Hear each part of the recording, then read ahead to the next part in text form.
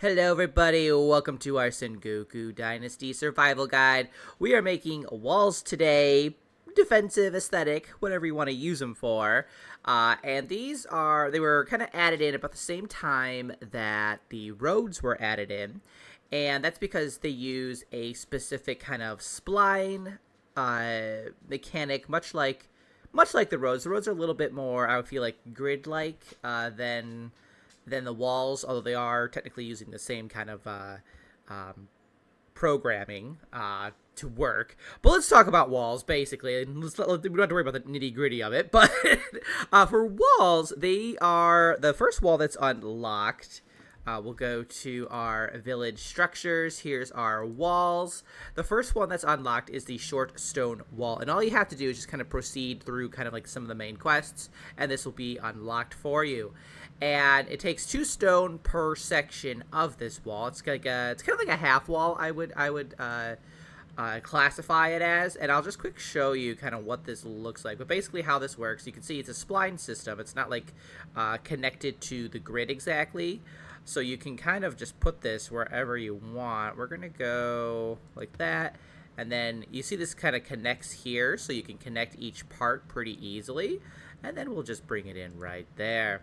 We're going to right click that, and then now we have to hammer in the actual resources, and this is where you're going to need like 2 per each segment.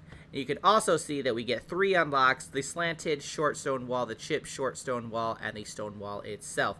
So if we were going to take a look at these, basically we have all of these now unlocked.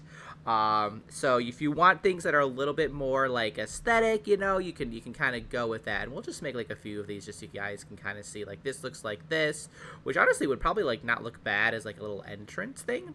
So if like we rotate this like this way, for example, that would actually look kind of like, maybe not like that, but but basically, you know, you can kind of like play around with these.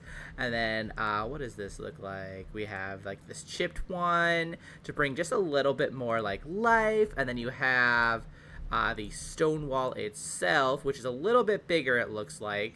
We'll just do one on this side, probably get rid of this one.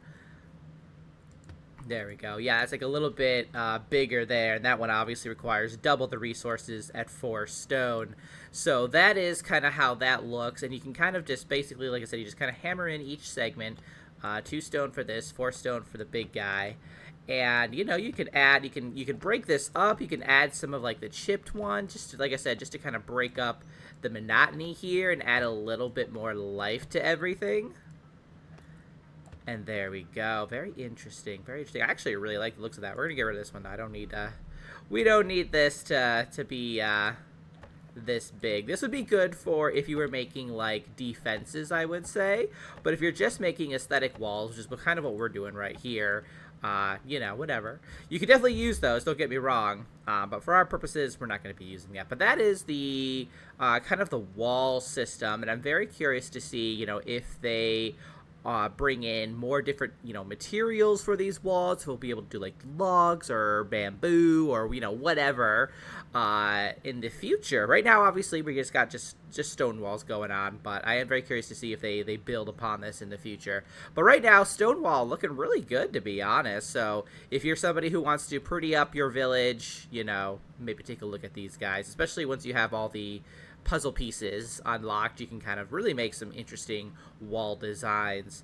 Thanks so much for watching, guys. I will see you in the next one. Until then, keep surviving and keep thriving.